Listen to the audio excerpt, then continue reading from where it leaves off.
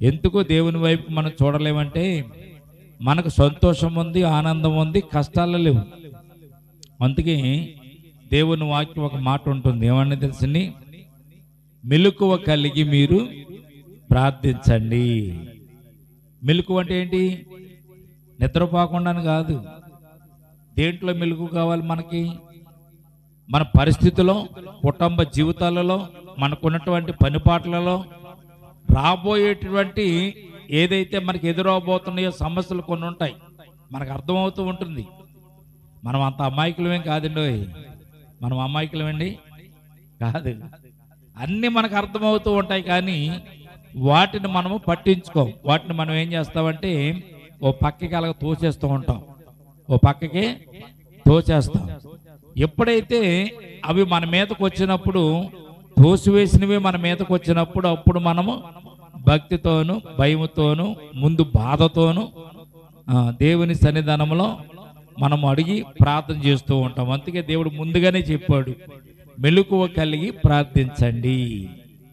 నువ్వు ఎప్పుడైతే వచ్చేటువంటి పరిస్థితులు, కొంతమంది చూడండి, వర్షాకాలం వచ్చేసరికి ఇంట్లో గ్రాసాన్ని ఉంచుకోరు.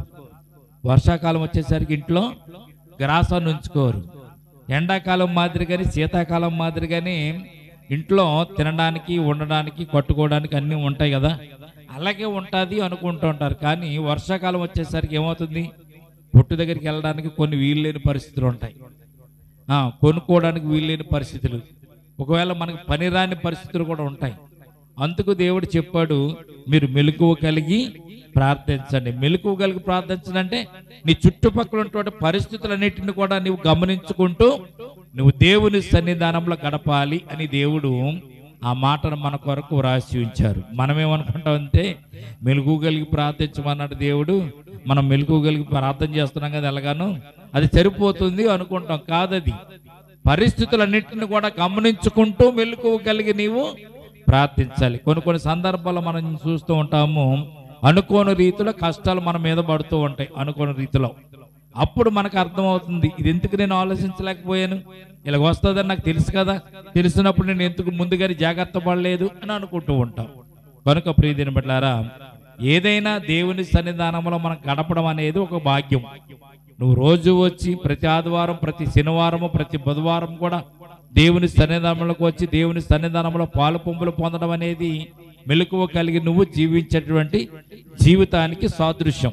అటు రీతిగా మనము ఈ లోకంలో జీవిస్తూ దేవునికి దగ్గరగా, మనుషులకు కాదు దేవునికి దగ్గరగా మనం ఉంటూ దేవుని ఎడల మనం కృపను పొందాలని దేవుని వాక్యాలు, మనకు అనేక వాక్యాలు, అనేక సందర్భాలు, అనేకటువంటి బోధలు, అనేకమైనటువంటి సువార్తలు మనకు ప్రకటింపబడుతున్నాయి. వాటిని మనం జాగ్రత్తగా గమనించుకుంటూ ముందుకు వెళ్ళాలి. ఈ సందర్భంలో మనము వాక్యాన్ని చదువుకుని ప్రార్థన చేసుకుని ముందుకు వెళ్దాం. ఈ వారం మనం చదువుకోవలసినటువంటి అధ్యాయం ఏమిటండి? ఆదికాండము 16వ అధ్యాయము.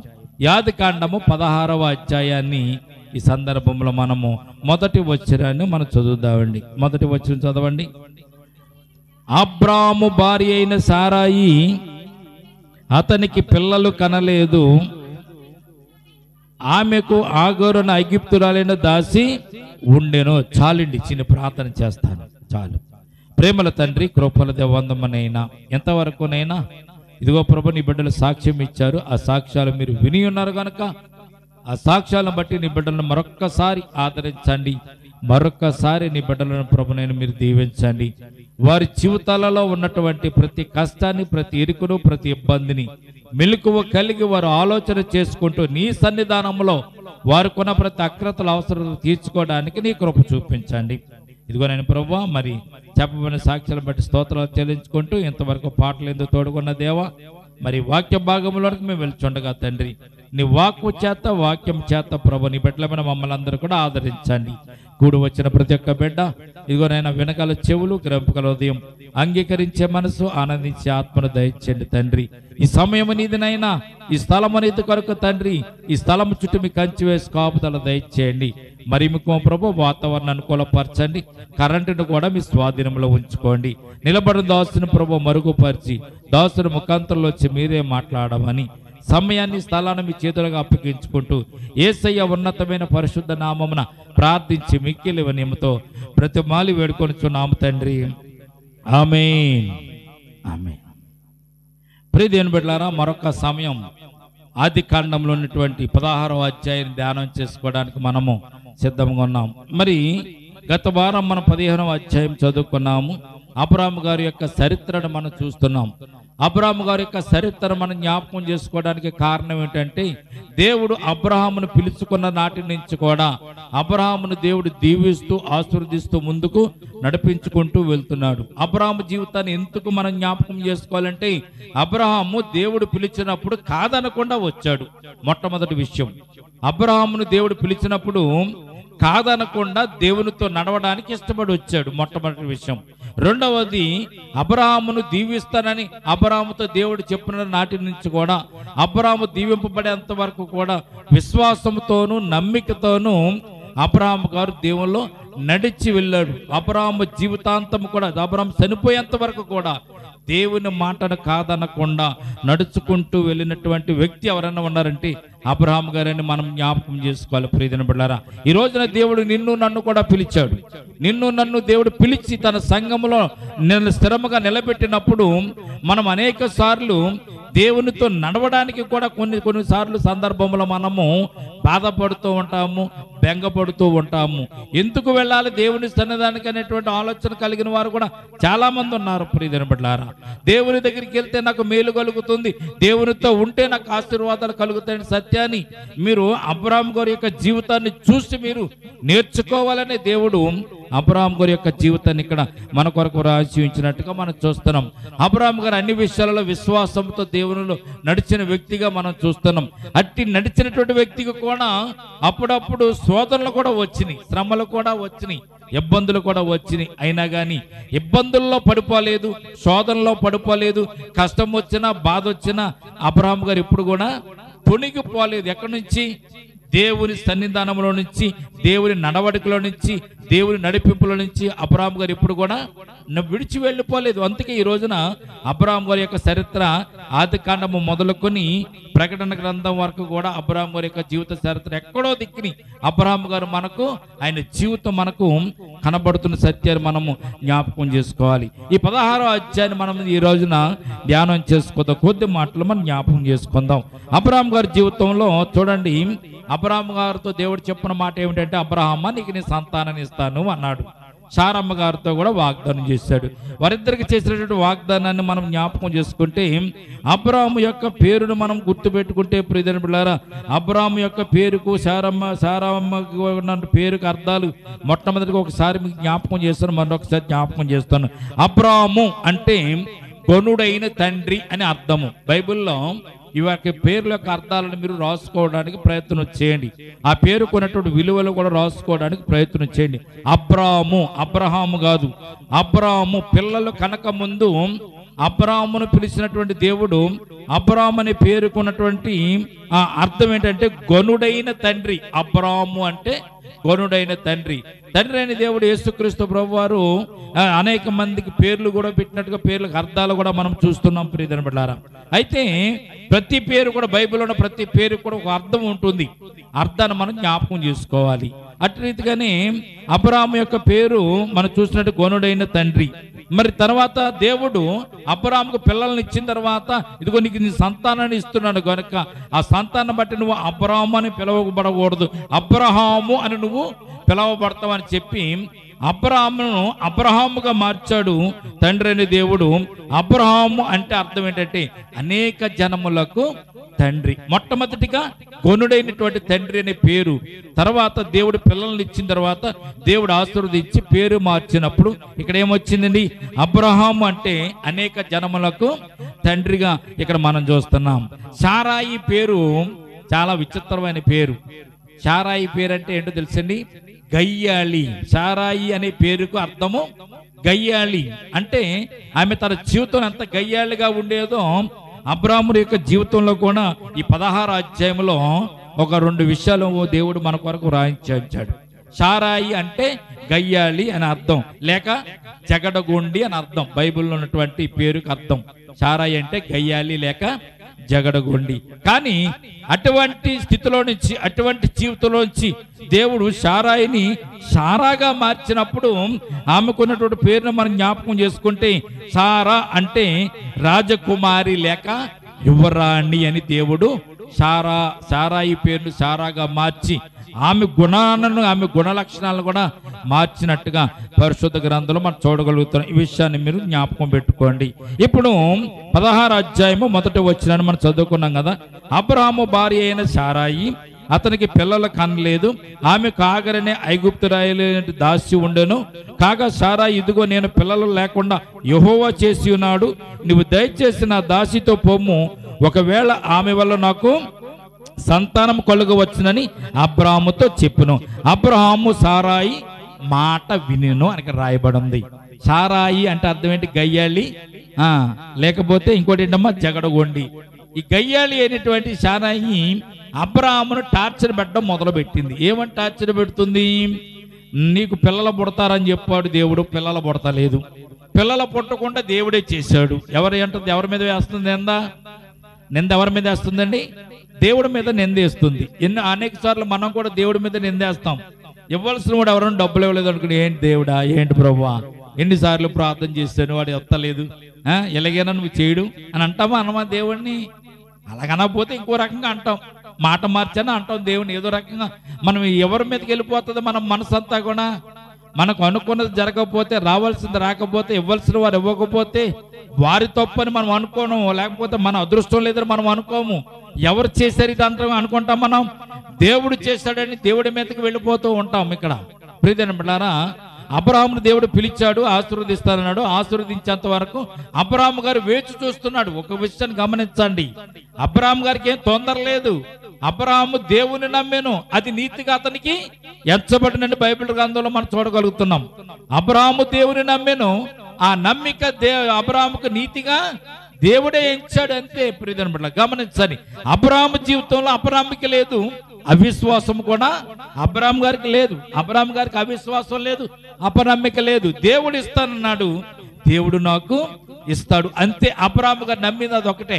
మన జీవితంలో కూడా అబ్రాహాము గారి జీవితం నుంచి మనం నేర్చుకోవాల్సిందంటే తెలుసండి, దేవుడు వాగ్దానం చేశాడు, వాగ్దానాన్ని మనకు ఆయన సంపూర్ణంగా పరిపూర్ణంగా నెరవేరుస్తాడు అనేటువంటి విషయాన్ని మనము జ్ఞాపకం చేసుకుని మనం ముందుకు వెళ్ళాలి. కానీ అపనమ్మికతో చేస్తాన్నాడు, చేస్తాడా చేయడా, అది దొరుకుతుందా దొరకదా, ఇస్తాన్నాడు ఇస్తాడా ఇవ్వడా అనేటువంటి మన మనస్పత్రతో మనము ఈ లోకంలో జీవించకూడదు. అవిశ్వాసంలో కూడా మనము జీవించకూడదు. అందుకే అబ్రహాము విశ్వాసులకు తండ్రి అని ఇబ్రీ రాసిన పత్రిక 11వ అధ్యాయం 10వ వచనంలో మనం చూస్తామండి. అబ్రహాము ఎటువంటి వాడు అంటే విశ్వాసులకు తండ్రి. ఎలాగయ్యాడు విశ్వాసులకు తండ్రి? దేవుని యందు విశ్వాసం ఉంచాడు. ఆ విశ్వాసం చేత దేవుడే నీతిగా అబ్రహామును ఎంచుకున్నాడు. కనుక అబ్రహాము కుమారులందరూ కూడా విశ్వాస వీరులని సత్యాన్ని పరిశుద్ధ గ్రంథం మనకు తెలియజేయబడుతుంది. అటువంటి అబ్రహామును చూడండి, భార్య సారాయి ఏమంటుందో తెలుసా? ఇదిగో నాకు పిల్లలు కలగకుండా దేవుడే చేశాడు కాబట్టి నేను ఒక విషయాన్ని జ్ఞాపకం చేస్తాను, నా మాట నువ్వు విను అన్నాడు అబ్రహాం గారితో అంది. అప్పుడు అబ్రహాం గారు అన్నాడు, లేదు లేదు, దేవుడు ఇస్తానన్నాడు కనుక ఇస్తాడు, కంగారు పడతావు ఎందుకు అన్నాడు సారాయితో అబ్రహాం గారు. అంటే సారాయి ఏమని తెలుసా? లేదు లేదు, నేను చెప్పిన మాట వింటావా వినవా? ఎందుకు అంటుంది అలా మాట? సారాయి పేరు ఆల్రెడీ మనం చూసాము. ఏమని చూసాము? సారాయి పేరు గయ్యాలి లేదా జగడగొండి. జగడాలు పెట్టుకునేటువంటి పరిస్థితిలో ఉండిపోయింది. నాకు పిల్లలు లేరు కనుక నాకు పిల్లలు కావాలి, ఇప్పుడు నా సంతానం కావాలి, దేవుడు ఇస్తానన్నవాడు ఇంకా ఇవ్వలేదు, దేవుడే ఇవ్వలేదు నాకు, కనుక నువ్వేం చేయాలి?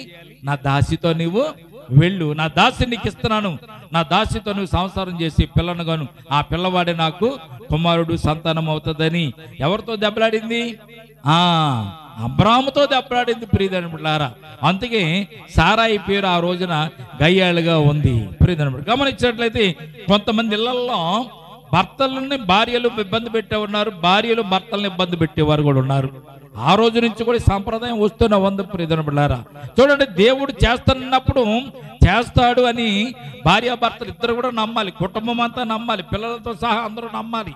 మనము ఇది దేవుడు చేయలేదు కనుక దేవుడికి చేత కాదు కదా అని అనుకోకూడదు.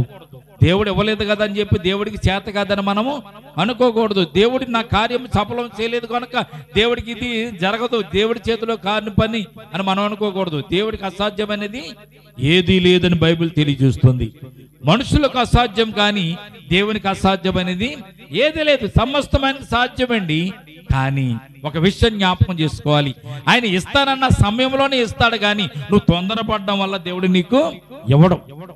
ఆయన ఇస్తానన్న సమయంలోనే ఇస్తాడు. నీకు ఎప్పుడు ఇవ్వాలో దేవునికి తెలుసు, ఎప్పుడు నీ దగ్గరికి అది రావాలో దేవునికి తెలుసు కనుక దేవుడు ఏం చేస్తాడు, దానికి సమయాన్ని నిర్ణయించాడు కనుక సమయము ప్రకారము అది జరుగుతూ ఉంటుంది. దేవుడు సృష్టికి కూడా ఒక సమయాన్ని ఇచ్చాడు. సూర్యుడు ఉదయం ఎప్పుడు పుడతాడు, ఎప్పుడు బయటకు వస్తాడండి? 5:30, 6 గంటలకు సూర్యుడు బయటకు వస్తాడు. నీకు కంగారుగా ఉందని నువ్వు పనిలోకి వెళ్ళాలని నాకు సూర్యుడు గమ్ముని వచ్చేయాలంటే వస్తాడా? రాడు కదా. ఆయన టైంలో ఆయన బయటకు వస్తాడు. అస్తమించేది కూడా గమ్ముని అస్తమించే బాగుండు, గమ్ముని పొద్దుగుంకితే బాగుండు, మన పనిలో నుంచి మనం వెళ్ళిపోవచ్చు అని మనం అనుకుంటే వెంటనే పొద్దుగుంకుతుందని పొద్దుగు. దానికి ఒక సమయం ఉంది. సమయాన ప్రకారంగా సూర్యుడు ఉదయిస్తున్నాడు, సమయాన పరంగా సూర్యుడు అస్తమిస్తున్నాడు. ప్రియమైన బిడ్డలారా, ఈ కాలాలు వాటి సెకండ్లతో సహా, నిమిషాలతో సహా, గంటలతో సహా దేవుని అదుపాజ్ఞల్లో నడుస్తున్నప్పుడు దేవుని కార్యములు కూడా ఆయన అనుకున్న సమయాల్లోనికే నీకు ఆయన దయచేస్తాడు. అంతేగా నువ్వు తొందరపడినంత మాత్రాన దేవుడు నీకు ఇవ్వడు, ఆ సమయానుకూలంగా నీకు ఇస్తాడు. దాని కొరకు నువ్వు ఎదురు చూడాలి. కొంతమంది అయితే దేవుడు పరీక్షిస్తూ ఉంటాడు. పరీక్ష ఎలా పరీక్ష పెడతాడు? నేను ఇస్తానన్నాను కదా, ఓపికతో ఉంటుందా లేదా? నేను ఇచ్చిన తర్వాత నన్ను మళ్ళా మర్చిపోతుంది. కొంతమందికి అంతే, దేవుడు ఏదైనా బహుమతులు ఇచ్చినా, కానుకలు ఇచ్చినా, వారి జీవితాల్లో బాగు చేసిన తర్వాత బాగు చేసిన దాన్ని విడిచిపెట్టేసి మరలా నరక కోపంలోకి వెళ్ళిపోవారు భూమి మీద చాలా మంది ఉన్నారు. ఆస్తి కోసం, సంపద కోసం, కుటుంబాల కోసం పాడు చేసుకుని కుటుంబాలు తర్వాత మరలా బాగుపడడానికి మరలా దేవుని వదిలేసి వెళ్తే నేను బాగుపడతానని దేవుని వదిలేసి వెళ్ళిన వారు చాలా మంది ఉన్నారు. ప్రియమైన బిడ్డలారా, ఈ రోజున మీకు జ్ఞాపకం చేస్తాను, దేవుడు ఇవ్వాల్సిన సమయంలోనే ఇస్తాడు కానీ నువ్వు తొందరపడినా ఇవ్వడు. ఒకవేళ నువ్వు తొందరపడితే నీకేం జరుగుతుందో తెలుసండి, శారమ్మ గారు లాగా నీకు కష్టాలు కొని తెచ్చుకుంటావు. దేవుని చిత్తానుసారంగా, దేవుని ఉద్దేశానుసారంగా నువ్వు జీవిస్తే దేవుడు నీకు మేలును అనుగ్రహిస్తాడు. కానీ నీ సొంత ఆలోచనలతో, సొంత తలంపులతో కనుక నువ్వు వెళితే ఆ సొంత తలంపులు, సొంత ఆలోచనలు నీకు ఏం తెచ్చిపెడతాయి? కష్టాలు తెచ్చిపెడతాయని సత్యాన్ని పరిశుద్ధ గ్రంథం తెలియజేయబడుతుంది. శారమ్మ అంది, ఇదిగో నేను పిల్లలకు లేకుండా కలగకుండా యెహోవా చేసి ఉన్నాడు, నువ్వు దయచేసి నా దాసితో పొమ్ము, ఒకవేళ ఆమె వల్ల నాకు సంతానం కలగవచ్చునని అబ్రహాముతో చెప్పాను. భార్య మాట వినాలి కనుక అబ్రహాము సారా మాట విన్నాడు. విని ఆమెతో వెళ్ళినప్పుడు చూడనప్పుడు కాబట్టి అబ్రహాము చూడండి కానాను దేశంలో అబ్రహాం భార్య అయిన సారాయి తీసుకొని అబ్రహాముకు భార్యగా ఉండినట్లు అతనికి ఇచ్చెను. అతడు ఆగరుతో పోయినప్పుడు అది గర్భవతి అయిను. అది తాను గర్భవతి అని తెలుసుకున్నప్పుడు దాని యజమానురాలు దాని దృష్టికి నీచమైనదాయను. చాలండి, తొందరపాటు చర్యల వల్ల కష్టాలు కొని తెచ్చుకుంటామని చెప్పుకున్నాం కదా.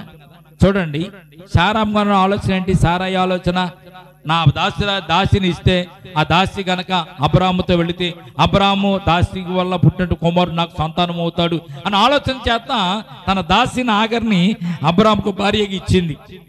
ఆ రోజుల్లో దాసీలు కూడా ఎవరైనా వివాహం చేసుకుంటున్నటువంటి భార్యకు ఎవరన్నా పుట్టింట్లో దాసీలు ఉంటే, 2 3 10 మంది ఉన్నా కానీ ఆ దాసీల్ని తన కుమార్తెకు సహకారంగా పెళ్లి చేసిన తర్వాత పంపించేవారు. ఆ రోజుల్లో యాకోబుకు కూడా దాసీలు వచ్చారు. యాకోబు భార్యలైనటువంటి లేయతోనూ తన పెద్ద భార్యతో చిన్న భార్యతో కూడా దాసీలు వచ్చారు.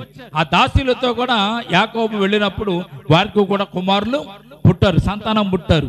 ఆ రోజుల్లో సాంప్రదాయం ఉంది, పెళ్లి చేసుకున్నటువంటి భార్యకు ఎవరైనా దాసులు ఉంటే అత్తోరింటికి నుంచి వారిని కూడా వారు పంపించేవారు తన కుమార్తెకు పరిచర్యలు చేయడానికి. ఒకవేళ వీరికి పిల్లలు పట్టకపోతే ఆ దాసీల ద్వారాగా పిల్లలను కానీ సంతానం కానీ వారు సంతానం అని పేరు పెట్టుకునేవారు. ఆ సాంప్రదాయం మొదటి నుంచి కూడా దేవుడు అనుమతించింది కనుక ఆ సాంప్రదాయం ఉంది కదా అని సారాయి ఆగరు తన దగ్గర ఉన్నటువంటి దాసి అనేటువంటి ఆగరు అనేటువంటి ఐగుప్తురాలిని అబ్రాహాముకి ఇచ్చినప్పుడు అబ్రాహాము ఆగరుతో వెళ్ళినప్పుడు ఆమె గర్భవతి అయిందండి. చూడండి, అప్పటి వరకు సారాయి గర్భము తెరవని దేవుడు దాసితో వెళ్ళినప్పుడు ఆగర్ గర్భాన్ని దేవుడు తెరిచాడు. తెరిచినప్పుడు ఆమె ఎప్పుడైతే గర్భం ధరించిందని తెలుసుకున్న వెంటనే సారమ్మ గారిని బాధ పెట్టడం మొదలు పెట్టింది. ఎలా బాధ పెడుతుంది? ఇదిగో నాకు దేవుడు గర్భాన్ని ఇచ్చాడు, సారమ్మకి ఇవ్వలేదు. నాకు సంతానం ఇచ్చాడు దేవుడు, మా యజమానురాలికి సంతానం ఇవ్వలేదు అన్నప్పుడు ఏమనుకుంటారు ఎవరన్నాను?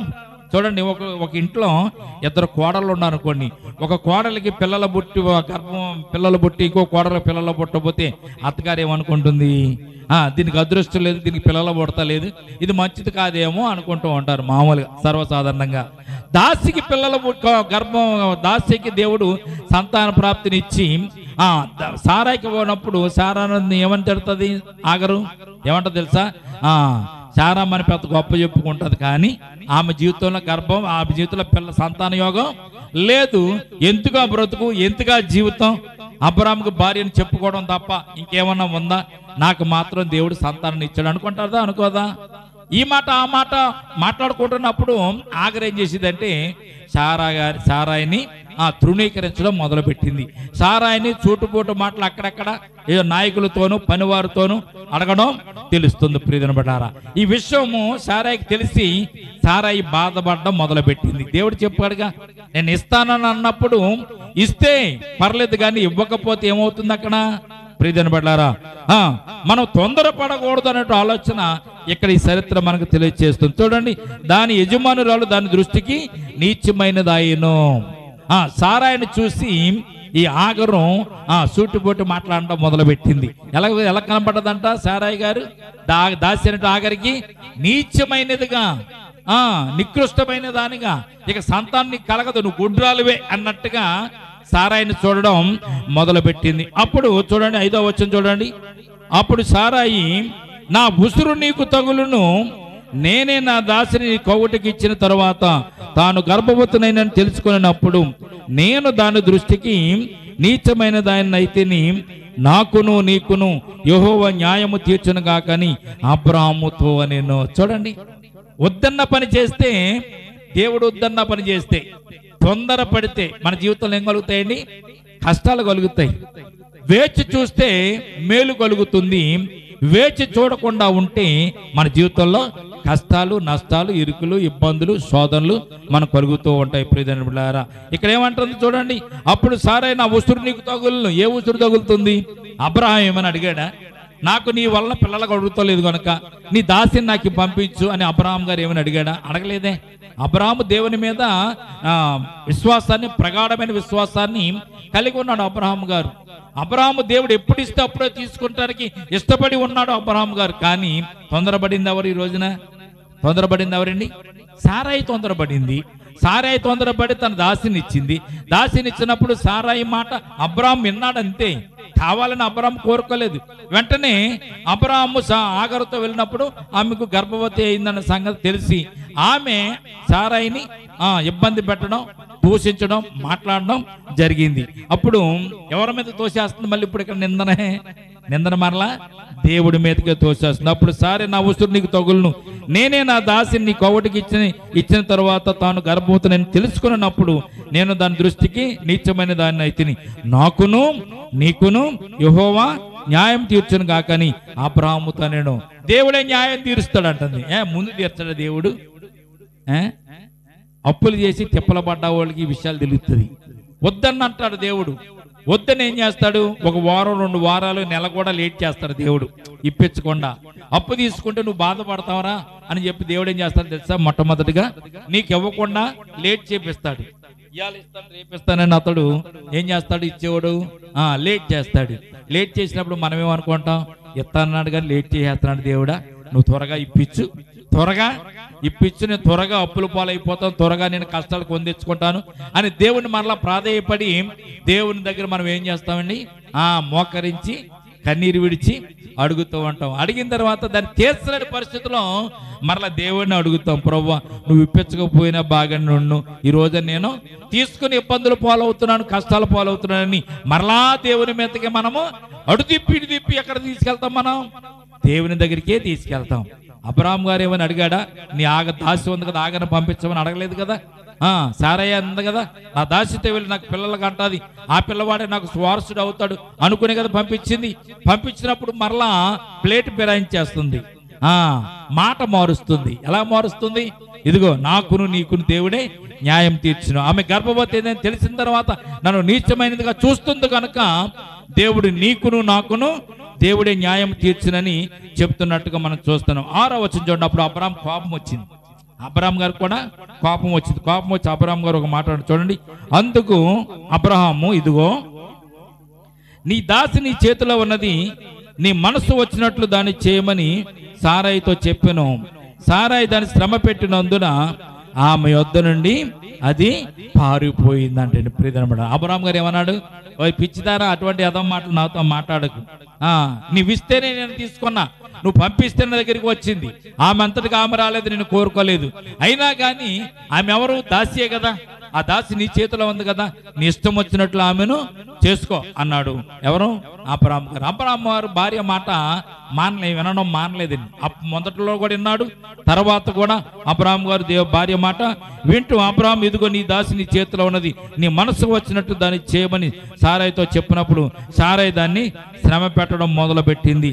ఆమె శ్రమ పెడుతున్నప్పుడు, సారాయి శ్రమ పెడుతున్నప్పుడు ఆగరు ఆమె వద్ద నుండి పారిపోయినట్లుగా వాక్య భాగాలు మనం చూస్తున్నాం. ఎంత కుటుంబాల్లో శ్రమలండి ఇవి. ఆగరు సారాయి గారు ఒకే కుటుంబంలో ఉండేవారు. ఆగరు దాసిగా ఉండేది, సారమ్మ గారు యజమానురాలుగా ఉండేది. కుటుంబం చక్కగా నడుచుకుంటూ వెళ్ళేది. దేవుడు ఇస్తారంటే వాగ్దానం దేవుడు ఇచ్చేంత వరకు వేచి చూడకుండా వారి కుటుంబాలలో, వారి జీవితాలలో కల్లోలను తెచ్చుకున్నారు, కష్టాలను తెచ్చుకున్నారు. ప్రియ దేవుని బిడ్డలారా, ఈ రోజున మీరు కూడా దేవునికి ప్రార్థన చేయండి. దేవుడు ఇస్తానంటే తీసుకోండి. దేవుడు ఎవరన్నాడంటే దానికి సాదృశ్యం ఏంటో తెలుసండి. నువ్వు కోరుకున్నది నీకు లేట్ అవుతుందంటే అర్థం ఏంటంటే దేవునికి ఇది ఇష్టం కాదు. దేవుడే ఇస్తాడు, త్వరగా ఇస్తాడు. మనము దాని గురించి మనం ఏం చేయకూడదు? దేవునిని తొందర పెట్టకూడదు. రెండవది, మనము దేవుని యందు విశ్వాసాన్ని మనము విడిచిపెట్టకూడదు. మూడవది, దేవునితో మనం నడవాలి కానీ దేవునితో మనము భేదం పెట్టుకోకూడదు అనేటువంటి సత్యాన్ని మొట్టమొదటిగా మనం జ్ఞాపకం చేసుకోవాలి. ప్రియమైన బిడ్డలారా, అబ్రహాము అట్టి రీతిగానే దేవునితో నడుచుకుంటూ విశ్వాసంతో ముందుకు నడిచిన వాడే గాని దేవునిని వ్యతిరేకించిన వాడు కాదు. ఈ రోజున సారాకి నాగరికి గొడవ రావడానికి కారణం ఎవరు? సారమ్మ గారే. తొందరపాటు చర్యలు కొన్ని మన కుటుంబాలలో కూడా తొందరపాటు చర్యలు ఉంటాయి. వద్దన్నది చేస్తూ ఉంటాం. మనం ఏం చేస్తామండి? మనం వద్దన్నది చేస్తూ ఉంటాం, కాదన్నది చేస్తూ ఉంటాం. గొడవలు రావడానికి కారణం ఏంటో తెలుసండి. మొట్టమొదటిగా ఎవరన్నా వద్దన్నది మానేస్తే గొడవలు రావు. అక్కడ వద్దన్నది కాదనకుండా చేస్తూ ఉంటేనే గొడవలు వస్తూ ఉంటాయి. రెండవది, ఇంట్లో గొడవలు రావడానికి ముఖ్యమైన కారణం ఏంటో తెలిసింది. డబ్బు లేకపోవడం కూడా ఒక కారణం. ధనం లేదనుకుని మన ఇంట్లో గొడవలు వస్తూ ఉంటాయి. భార్య ఏదో చెప్తుంది, భర్త తేలేకపోతాడు. భర్త తేలిన పరిస్థితిలో భార్య మరలా అడుగుతుంది. ఒకసారి అడుగుతుంది, 2 సార్లు అడుగుతుంది, 3 సార్లు అడుగుతుంది. 4వసారి అడిగినప్పుడు, తేనప్పుడు తెచ్చిపెట్టినప్పుడు భర్త మీద గొడవలకి కారణం అవుతుంది. ఎందుకు కారణం అవుతుంది? భర్త స్తోమత ఏంటో భార్యకి తెలియదు, భార్య స్తోమత ఏంటో భర్తకు తెలియదు. కుటుంబ పరిస్థితులను మనము అవగాహన చేసుకుంటూ ఏది మనకు అవసరమో వాటిని మనం సమకూర్చుకోవడానికి ప్రయత్నం చేయాలి. భర్త తెచ్చేది 10 రూపాయలు అయితే భార్య ఖర్చు పెట్టేది 100 రూపాయలు అయింది అనుకోండి, ఎక్కడ కుటుంబం నిలబడుతుంది? కుటుంబం నిలబడదు కదా. కుటుంబాలు పోవడానికి, కొన్ని కుటుంబాలు గొడవలు రావడానికి కారణం ఏంటి? భర్త సంపాదన ఎంత, భార్య ఖర్చు పెట్టేది ఎంత, ఇంటి అవసరతలు ఎంత, ఇంటి అవసరతలు కావాల్సినటువంటి ఆదాయం ఎంత, ఇవన్నీ కూడా మనము బేరేజీ వేసుకోవాలి. అబ్రహాము గారు అలా బేరేజీ వేసుకున్నాడు కనుకనే అబ్రహాము గొప్ప ధనవంతుడు అయ్యాడు. ప్రియదేవుని బిడ్డలారా, అబ్రహాము తెచ్చిన దాన్ని సవ్యంగా ఖర్చు పెట్టింది కనుకనే సారాయి మంచి తల్లి అయింది మన అందరికీ. ప్రియదేవుని బిడ్డలారా, ఆ విషయాన్ని మీరు జ్ఞాపకం చేసుకోవాలి. కనుక అబ్రహాము గారు దేవునితో నడిచాడు కనుక దేవుని మాట విన్నాడు. ఇంట్లో గొడవలు ఎందుకు వస్తాయి? భర్త ఒకవేళ దేవుడి మాట వ్యతిరేకిస్తే భార్య భర్తల మధ్య గొడవలు వస్తూ ఉంటాయి. కానీ భార్య దేవుని మాట వినకుండా వ్యతిరేకిస్తే ఇంట్లో గొడవలు వస్తూ ఉంటాయి. ఇక్కడ గొడవ రావడానికి కారణం ఏంటంటే సారా గారని మనం తప్పకుండా జ్ఞాపకం చేసుకోవాలి. వెంటనే అబ్రహాము దగ్గరకు వచ్చి సారమ్మ అంటుంది, మరి దాసి తన గర్భవతిని తెలిసి నన్ను బాధపడుతుంది అన్నప్పుడు అబ్రహాము గారు మారు మాట్లాడకుండా ఒకటే మాట్లాడినాడు, ఆమె నీ దాసి నీ చేతి కింద ఉంది కనుక నీ ఇష్టం వచ్చినట్టు చేయమన్నప్పుడు ముందు వెళ్ళమంది సవ్యంగానే, తర్వాత గర్భవతి అయిన తర్వాత ఈమెను దూషిస్తుంటే తట్టుకోలేక మరలా ఆమె మీద సాడీలు చెప్పడం మొదలు పెట్టింది. ఈ రోజున అబ్రహాము గారి యొక్క జీవిత చరిత్రలో ఇది దేవుడు పెట్టినటువంటి శ్రమ కాదు, వారికి వారు కొని తెచ్చుకున్నటువంటి శ్రమ. ఈ రోజున చాలా మంది శ్రమలు వారికి వారే కొని తెచ్చుకుంటూ ఉంటారు, కష్టాలు వారికి వారే కొని తెచ్చుకుంటూ ఉంటారు. అప్పుడు అబ్రహాము చెప్పిన మాటను బట్టి సారా ఏం చేసిందో తెలిసింది. ఆగరుని ఇక్కడ బాధ పెట్టడం మొదలుపెట్టింది. అబ్రహాము ఇదిగో నీ దాసిని చేతిలో ఉంది కనుక నీ మనసు మట్లు చేయమని సారేతో చెప్పినప్పుడు సారే దాన్ని శ్రమ పెట్టినందున ఆమె యొద్ద నుండి ఆగరు పారిపోయినట్లుగా మనం చూస్తున్నాం. ఎక్కడికి పారిపోయింది? మరలా ఐగుప్తికి పారిపోయింది. ఎక్కడి నుంచి వచ్చింది అక్కడికి మరలా ఈ దాసి వెళ్ళిపోవడం మొదలు పెట్టింది. 7వ వచనం చూడండి. యెహోవా దూత అరణ్యంలో నీటి బొగ్గ యొద్ద అనగా షూరు మార్గంలో బొగ్గ యొద్ద ఆమెను కనుగొని ఏమన్నాడండి? ఆగరు అని పిలవలేదు. ఇక్కడ దేవుడు పారిపోతున్నటువంటి ఆగర్ను చూశాడు, నీటి బొగ్గ దగ్గర చూశాడు. షూరు మార్గం ఉన్నటువంటి నీటి బొగ్గ దగ్గర ఆగర్ను చూసి ఆగరుతో మాట్లాడుతున్న మాట మనం చూస్తే, సారాయి దాస్యమైనటువంటి ఆగరు, ఎక్కడ నుండి వచ్చితివి, ఎక్కడికి వెళ్ళుచున్నావు అని అడుగునందుకు అది నా యజమానులైన సారా యొద్ద నుండి నేను పారిపోచున్నాను అని చెప్పింది. నిజం చెప్పింది. ఎక్కడికి వెళ్ళిపోతుందంటండి? నా యజమానురాలైనటువంటి సారా దగ్గర నుంచి నేను పారిపోతున్నాను అంది. అక్కడ 2 ప్రశ్నలు ఉంటాయి. ఎక్కడి నుంచి వచ్చావు, ఎక్కడికి నీవు వెళ్తున్నావు? ఈ రోజున ఈ ప్రశ్న చాలా సార్లు దైవదేవులు అందరూ కూడా ప్రశ్న వేస్తూ ఉంటారు. ఎప్పుడు వేస్తారో తెలుసండి? నువ్వెక్కడి నుంచి వచ్చావు, నువ్వు ఎక్కడికి వెళ్తావు నీకేమని తెలుసా? నువ్వెక్కడి నుంచి వచ్చావు? దేవుని దగ్గర నుంచి, తల్లి గర్భం నుంచి భూమి మీదకు వచ్చావు. మరలా నువ్వు ఎక్కడికి వెళ్తావు? ఎక్కడైతే ఈ భూమి మీదకు వచ్చావు, మట్టిలోంచి తీయబడ్డావు కనుక మట్టి నుంచే నువ్వు పైకి వచ్చావు. మరలా నువ్వు మట్టిలోనే కలిసిపోతావు కనుక నువ్వు ఎక్కడి నుంచి వచ్చావు అక్కడికి తిరిగి వెళ్తావు. సత్యాన్ని నీవు జ్ఞాపకం చేసుకోవాలి అని ఆ ప్రశ్న వారికి వేస్తూ ఉంటారు. ప్రియమైన బిడ్డలారా, ఎక్కడి నుంచి వచ్చావు, నువ్వు ఎక్కడికి వెళ్తావు? ఈ లోకానికి అంతగా అబ్రహాము అక్కడ మనం చూసినట్లయితే యోబు తన జీవితంలో చెప్పినటువంటి సత్యాన్ని మీకు జ్ఞాపకం చేస్తానని. యోబు అంటాడు, నేను నా తల్లి గర్భం నుంచి రిక్తుడిగా వచ్చితే నీ మరలా నా తల్లి గర్భంలోనికి రిక్తుడిగానే వెళ్ళిపోతాను. నేను ఒట్టి చేతులతో వచ్చాను, నేను మరలా ఒట్టి చేతులతోనే వెళ్ళిపోతాను అని ఇక్కడ యోబు తన గ్రంథంలో మనకు తెలియజేస్తున్నాడు. ప్రియమైన బిడ్డలారా, ఎందుకంటే మన జీవితంలో డబ్బుతోనూ, ధనంతోనూ, ఆస్తితోనూ, బంగారంతోనూ భూమి మీదకి రాలే. ఒట్టి చేతులతో వచ్చాం, ఖాళీ చేతులతో వచ్చాం. మరలా భూమిలోనికి మనం వెళ్ళేటప్పుడు ఎలాగెళ్ళిపోతాం? బంగారం ఉన్నా ఒలి చేస్తారు, ఉంగరాలు ఉన్నా తీసేస్తారు, మంచి బట్టలు కట్టుకున్నా తీసేస్తారు, ఏమైనా ముక్కు బుడకలు ఉన్నా, చెవుకున్నటువంటి లోలాకలు ఉన్న మొత్తాన్ని ఊడ్చేసి, చేతికొని గాజులు కూడా తీసేసి, మెట్లు కూడా తీసేసి ఒట్టి శవాన్ని అక్కడ పాతి పెడతారు. నేను చాలాసార్లు సమాధి కార్యక్రమం చేయడానికి నేను వెళ్ళేవాడిని. చాలాసార్లు సమాధి కార్యక్రమానికి నేను వెళ్ళేవాడిని. ఈ సమాధి కార్యక్రమం నేను వెళ్తున్నప్పుడు ప్రియమైన బిడ్డలారా, ఆ సమాధి చేసేటప్పుడు వారు అనేవారు అనమాట, ఏమండి చీర బాగా కట్టుకునేదండి, ఈ చీరను పెడతామండి సమాధుల్లోను. చీర అంటే బాగా ఇష్టం అండి, ఈ పుస్తకం అంటే చాలా ఇష్టం అండి, ఈ పౌడర్ అంటే చాలా ఇష్టం అండి. చచ్చిపోయిన వాళ్ళకి పౌడర్ రాయడం ఎంత ఆశాస్పదం అండి.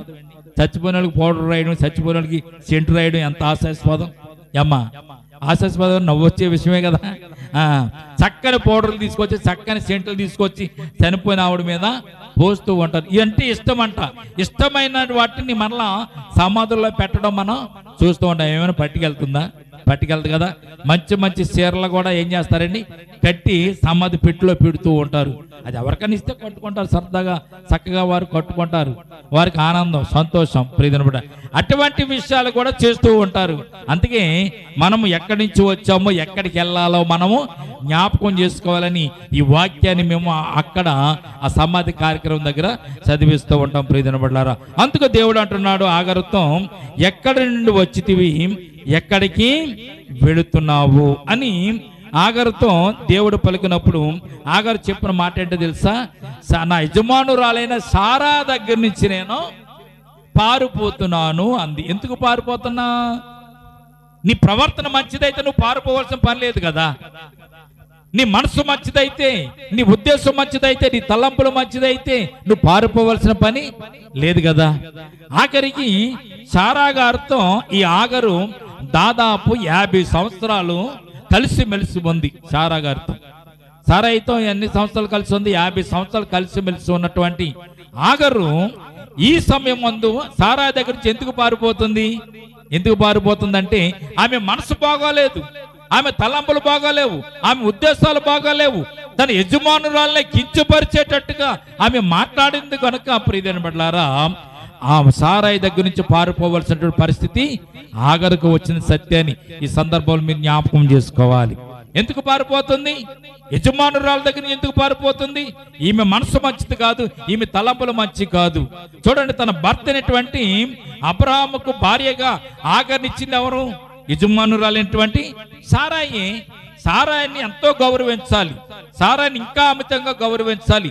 తన భర్తకు భార్యగా మరి దాసి అయినటువంటి ఆగర్ను అబ్రహాముకు భార్యగా ఇచ్చినందుకు సారాయి అనేటువంటి యజమానురాలను ఇంకా గౌరవించాలి. ఈ రోజున గౌరవించడం పోయి కించపరిచే మనస్తత్వాలు చాలా మంది జీవితాల్లో ఉంటాయి. ప్రియమైన బిడ్డలారా, మనం చేసేది ఏమి ఉండదు, అక్కడ మనం చేసేది ఏమి ఉండదు. మనం చేసేది ఏమీ లేకపోయినా చేసిన వారిని కించపరుస్తూ ఉంటాం, చేసిన వారిని మనం దూషిస్తూ ఉంటాం. మంచి చేసేవారిని ఎక్కువగా మనం ఏం చేస్తాం తెలుసండి? తృణీకరిస్తూ ఉంటాం. ప్రియమైన బిడ్డలారా, ఈ రోజున ఆగరు కూడా అదే పని చేసింది. యజమానురాలని ఇంకా గౌరవించవలసినటువంటి సందర్భంలో, యజమానురాలని ఇంకా ప్రేమించవలసిన సందర్భంలో యజమానురాల మీద తను కుయుక్తిని పండి యజమానురాలని కించపరిచేటట్టుగా మాట్లాడింది కనుకనే యజమానురాల దగ్గర నుంచి పారిపోవలసిన పరిస్థితి ఆగరికి వచ్చిన సత్యాన్ని మనం జ్ఞాపకం చేసుకోవాలి. అందుకే దేవుడు అన్నాడు, ఎక్కడి నుంచి వస్తున్నావు నువ్వు? నా యజమానురాలు సారా గారి దగ్గర నుంచి వస్తున్నాను అంది. అప్పుడు దేవుడు చెప్పిన మాట ఏంటో తెలిసింది అక్కడ, చూడండి ఒకసారి. అప్పుడు యెహోవా దూత, నో నువ్వు పారిపోవడానికి వీలేదు, నీ యజమానురాలు యొద్దకు తిరిగి వెళ్ళి ఆమె చేతి క్రింద అణిగి మణిగి ఉండమని ఆగరుతో చెప్పిన దేవునికి స్తోత్రం కలుగును గాక. దేవుడు ఎక్కడ నీతి తప్పడండి, ఆయన నీతిమంతుడు. నువ్వెవరు వస్తను? ఆగరుతో అంటున్నాడు దేవుడు, నువ్వెవరు వస్తలు? సారాయి దాసివి. ఎక్కడ ఉండాలి నువ్వు?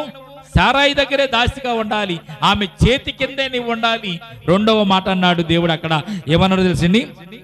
అణిగి మణిగి ఉండాలి నీవు, అంతేగాని హెచ్చించుకోవడానికి అవకాశం లేదు అని దేవుడు ఆమెతో చెప్పినట్టుగా మనం చూస్తున్నాం. 10వ వచనం చూడండి.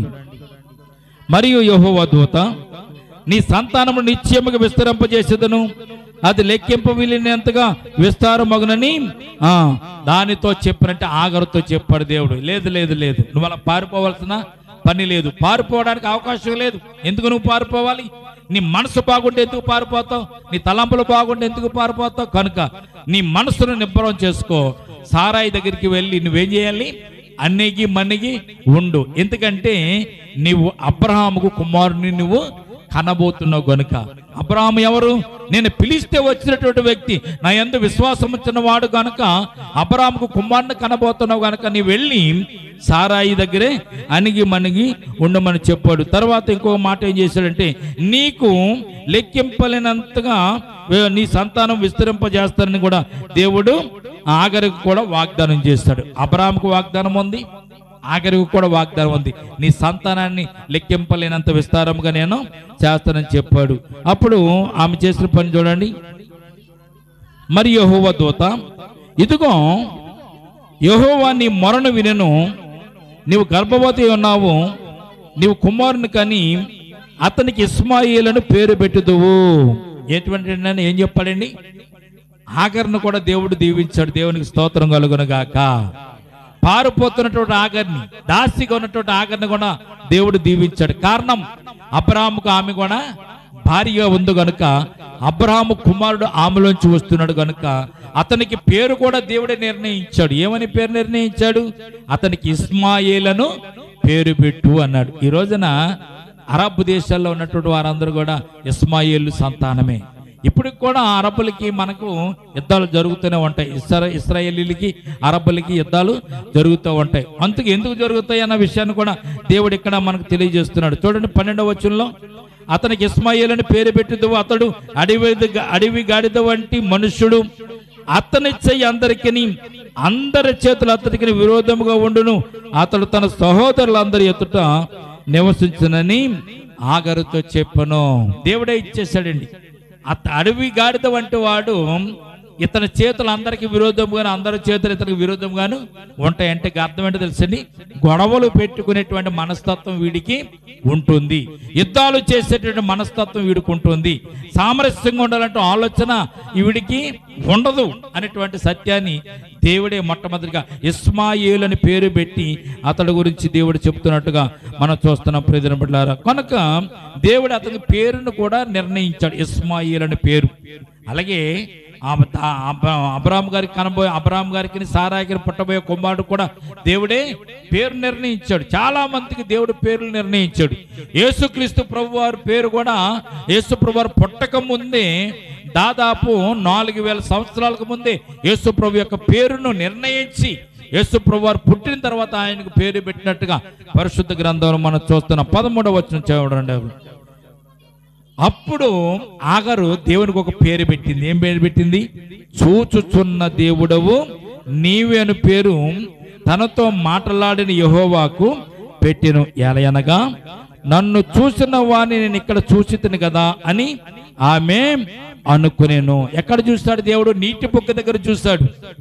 నీటి బొగ్గ దగ్గర చూస్తాడు కనుక, శూరు మార్గంలో నీటి బొగ్గ దగ్గర చూస్తాడు కనుక నన్ను చూస్తున్న దేవుడు నీవని అక్కడ పేరు పెట్టింది. ఆ నీటి బొగ్గ ఈ రోజున ప్రఖ్యాత గాంచినటువంటి టూరు ప్రదేశం అనమాట. అంటే ఎవరన్నా దర్శించడానికి వెళ్ళడానికి ఉన్నటువంటి ప్రదేశంగా ఆ సూరు ఆ నీటి బొగ్గను ఏదైతే చూచుచున్న దేవుడు అనే పేరు పెట్టిందో ఆ ప్రాంతం అంతా కూడా ఈ రోజున పర్యాటక ప్రాంతంగా తీర్చిదిద్దారు. దేవునికి స్తోత్రం కలుగును గాక. యెరూషలేమును ఎలాగైతే సందర్శిస్తారో ఇక్కడ కూడా ఈ ప్రదేశాన్ని కూడా సందర్శిస్తూ ఉంటారు. ఎందుకంటే దేవుడు కనపడి ఆగరిని దర్శించినటువంటి ప్రాంతం గనక దేవునికి పేరు పెట్టిన ఆగరు చూచుతున్న దేవుడువు నీవే. ఎలా చూస్తాడు? నువ్వు కష్టాల్లో ఉంటే చూస్తాడు, ఇబ్బందుల్లో ఉంటే చూస్తాడు, ఇరుకులో ఉంటే చూస్తాడు. నువ్వు కన్నీరు కారిస్తే దేవుడు చూస్తాడు. ఆమె కన్నీరు కార్చింది కనుక, ఆమె ప్రార్థన చేసింది కనుక దేవుడు ఆమె ప్రార్థన విని ఆలకించి ఆమె కన్నిటిని చూస్తాడు కనుక ప్రియమైన బిడ్డలారా, చూచుచున్న దేవుడు నీవని పేరు పెట్టినట్టుగా మనం చూస్తున్నాం. అంతే తర్వాత చూడండి, యెహోవాకు పేరు పెట్టిన ఎలయనగా నన్ను చూసిన వాడిని నేను ఇక్కడ చూసింది కాదని అనుకున్నాను. 14 అందుచేత ఆ నీటి బొగ్గకు బేయేరు లహో ఈరోయి అనేటువంటి పేరును పెట్టబడును. అది ఇప్పటికి కూడా కాదేశునకును బెరేదునకు మధ్య పర్యాటక ప్రాంతంగా ఈ రోజున కూడా ఉన్నట్టుగా మనం చూస్తున్నాం. తర్వాత ఆగరు అబ్రామునకు కుమారుని కనెను. అబ్రాము ఆగరు కనిన తన కుమారునికి దేవుడు చెప్పినట్టుగానే ఇస్మాయిలును పేరు పెట్టెను. ఆగరు అబ్రామునకు ఇస్మాయిలును కనినప్పుడు అబ్రాము యొక్క వయస్సు 86 ఏండ్ల వాడు. ప్రియదినబడ్లారా, చూడండి ఎంత రీతిగా దేవుని యొక్క ప్రణాళిక నడుస్తూ ఉంటుందో. దేవుని ప్రణాళికబద్ధంగా వెళ్తూ ఉంటుంది. 17వ అధ్యాయంలో అబ్రాము కుమారుని కనడం, అబ్రాము కుమారుడికి పేరు పెట్టడం కూడా మనం చూస్తున్నాం. ఈ 16వ అధ్యాయంలో సారాయి గారు తొందరపాటు చర్య వల్ల తన కుటుంబంలో తన జీవితంలో కష్టాలను కొని తెచ్చుకున్న సత్యాన్ని మనం జ్ఞాపకం చేసుకోవాలి. దేవుడు ఇచ్చిన వాగ్దానాన్ని దేవుడు తప్పక నెరవేరుస్తాడు అనేటువంటి సత్యాన్ని అబ్రాము గారు గుర్తించి అబ్రాము గారు విశ్వాసంతో నడుస్తూ ఉంటే, సారాయి మాత్రం తొందరపాటు చర్యతో తన దాసిని అబ్రాముకి భారీగా ఇచ్చి, దాసి గర్భవతి అయినప్పుడు దాసి సారాయిని ఏళన చేస్తున్నప్పుడు బాధపడి మరలా దేవుని దగ్గర పంచాయతీకి తీసుకొచ్చినట్లుగా ఇక్కడ మనం చూస్తున్నాం. తొందరపాటు చర్యల వల్ల మనము నష్టపోతామనే సత్యాన్ని ఈ చరిత్ర మనకు తెలియజేస్తుంది. రెండవది, తొందరపాటు లేకుండా దేవుని మాట చెప్పు నడుచుకుంటూ వెళ్తే దేవుడే మనకు న్యాయము తీరుస్తాడు. దేవుని దగ్గరికి వచ్చింది కదా సారా, ఏమంది? నాకును నీకును దేవుడే న్యాయము తీర్చును అంది. అంటే మనకు న్యాయం తీర్చేవాడు ఎవరు? దేవుడే. ఆయన మాట చెప్పున, ఆయన యొక్క ఉద్దేశం చెప్పున మనం నడిస్తే దేవుడే మనకు న్యాయం తీరుస్తాడు. అన్యాయం చేసే దేవుడు కాదు. భూమి మీద ఎవరినైనా కానీ ఒకవేళ లేట్ అవ్వచ్చు, ఆలస్యం అవ్వచ్చు. ఆలస్యం కూడా కొంత మనకు మేలు కలుగుటకే ఆలస్యం అవుతుంది సత్యాన్ని కూడా పరిశుద్ధ గ్రంథం మనకు తెలియచేయబడుతుంది. ఆలస్యమైందని మనం తొందరపడకూడదు, తొందరపాటు నిర్ణయాలు మనము తీర్చుకోకూడదు ప్రియదినబడ్డారా. కనుక ఈ సమయం ముందు మీకు జ్ఞాపకం చేస్తాను, దేవునిలో మనం నడుద్దాం, దేవుని యందు విశ్వాసం ఉంచుదాం. అబ్రహాముని దేవుడు దీవించినట్లుగా అబ్రహాము కుమారునిచ్చేంత వరకు కూడా దేవుడు మరి అబ్రహాము ఎదురు చూసినట్లుగా మనం కూడా ఎదురు చూద్దామండి. అనేక సమస్యలు మనకు ఉండొచ్చు, అనేక ఇబ్బందులు మనకు ఉండొచ్చు. దేవుని సన్నిధిలో ప్రార్థన చేస్తున్నాం, త్వరగా జరగకపోవచ్చు, కానీ ఈ రోజున మీకు జ్ఞాపకం చేస్తాను ప్రియమైన బిడ్డలారా. ఎందుకంటే ఏదైనా కానీ దేవుడు మనకి ఇచ్చేవాడే గాని మనలను నిరుత్సాహపరిచేవాడు కాదు. మన కోరిక నెరవేర్చేవాడే గాని మన కోరికలు నెరవేర్చకుండా ఉండేటటువంటి వాడు కాదని సత్యాన్ని మనం జ్ఞాపకం చేసుకుని అబ్రాహాములాగా విశ్వాసంతో మనం ముందుకు సాగుదాం. సారాయిలాగా మనం తొందరపడి కష్టాలు కొని తెచ్చుకోకుండా మనం దేవునిలో విశ్వాసంతో ముందుకు సాగుతూ దేవుని యొక్క ఆశీస్సులు ఆశీర్వాదాలు పొందుకుందాం. ఈ కొద్ది మాటలు దేవుడు దీవించి మనలను అట్టి రీతికి అబ్రాహాముకు ఉన్నట్టు విశ్వాసంతో మనల్ని కూడా దేవుడు అట్టి విశ్వాసాన్ని మనలో నింపి మనలను విశ్వాస వీరుల జాబితాలో మనం కూడా ఉండునట్లుగా మనం నడిచినట్లుగా దేవుడు కృప మనకు అనుగ్రహించినట్లుగా మనం ప్రార్థన చేసుకోవద్దు. కొద్ది మాటలు దేవుడు దీవించి మనలను ఆశీర్వదించునుగాక. తల వంచండి, చిన్న ప్రార్థన చేస్తాను. ప్రేమల తండ్రి, కృపల దేవందమునైనా ఆదికాండము 16 అధ్యాయం ధ్యానం చేసుకోవడానికి కృపను ఇచ్చారు తండ్రి. ఇదిగో నేను ప్రభు ఇస్తానన్నటువంటి వాడు ఇస్తావు తండ్రి. ఇదిగో ప్రభు అబ్రాహాము గారు నీతిమత్తముగా నిజాయితీతో విశ్వాసంతో ముందుకు సాగుతుండగా సారాయి జీవితంలో ప్రభునైనా ఎంతో ప్రభునైనా నిరుత్సాహము నిస్పృహ ఇదిగో నేను అవిశ్వాసము తుణికిపుచ్చుకుని ప్రభు వెంటనే అబ్రాహాముతో చెప్పింది, నా దాసి ఆగరుతో నువ్వు వెళ్ళు అన్నప్పుడు అబ్రాహాము భార్యగా ఆగర్ని ఇచ్చినప్పుడు ఆగరుతో అబ్రాహాము గారు వెళ్ళినప్పుడు తను గర్భవతి అని తెలుసుకుని యజమానురాలను నిందించడానికి ప్రేరేపించబడింది ప్రభు. ఇదిగోనండి సమయమందునైనా ఆమె ప్రేరేపింపబడి యజమానురాలు నిందిస్తున్నప్పుడు యజమానురాలు హేళన చేస్తున్నప్పుడు సారాయి కూడా బాధపడి మరలా ఆ పంచాయతీని నీ దగ్గరికి తీసుకుని వచ్చింది. తొందరపాటు చర్యల వల్ల మా కుటుంబాలలో అనర్థాలు కలుగుతాయి, నష్టాలు కలుగుతాయి, ఇబ్బందులు కలుగుతాయి సత్యాన్ని ఈ సమస్యను బట్టి ప్రభు మేము జ్ఞాపకం చేసుకోవడానికి మీరు కృపనిచ్చారు తండ్రి. మా జీవితాల్లో అటువంటి తొందరపాటు చర్యలు తీసుకోకుండా ఆలోచనలు చేయకుండా మా జీవితాల్లో ప్రభు నీ మార్గంలో నడిపించుకుంటూ నీ సత్యంలో నడిపించుకుంటూ యథార్థమైన జీవితాన్ని మేము జీవిస్తూ ప్రభు నువ్వు ఇస్తావు తండ్రి, ఇవ్వకుండా మానే దేవుడు కాదు. నువ్వు ఇస్తావు కనుక ఇచ్చేంత వరకు మేము ఎదురు చూసేలాగా నీ కృప చూపించండి. ఉద్యోగం ఇస్తున్న వారికి ఉద్యోగం ఇస్తావు, వివాహం కావాల్సిన వారికి వివాహం చేపిస్తావు తండ్రి. అలాగే ఆర్థికపర ఇబ్బందులు ఉన్న వారిని ఆర్థికపర ఇబ్బందులు ఇచ్చి నేను విడుదల కలిగిస్తావు. నువ్వు చెప్పినట్టుగా నువ్వు చేస్తావు తండ్రి నైనా. కానీ మేము తొందరపాటు పడకుండా తొందరపాటు చర్యలు చేసి నైనా మేము ప్రభా నిందల పాలు కాకుండా అమ్మానం పాలు కాకుండా ప్రభా మేము ప్రభా నీతి మొత్తం అబ్రాహాము మిల్లే ప్రభా నీతి కలిగి జీవించడానికి నైనా నీ కృప చూపించండి. ఇదిగో ప్రభా చివరికి నైనా ఆ ఆగర్ను కూడా నువ్వు దర్శించావు తండ్రి నైనా. నేను అందరిని ఒకేలాగా చూసే దేవుడు నీవే తండ్రి. ఇదిగో ప్రభా చెడ్డవారిని మంచివారిని కూడా ప్రభునైనా ఒకే దృష్టితో చూసి వారందరూ కూడా ఆశీర్వదించేవారు.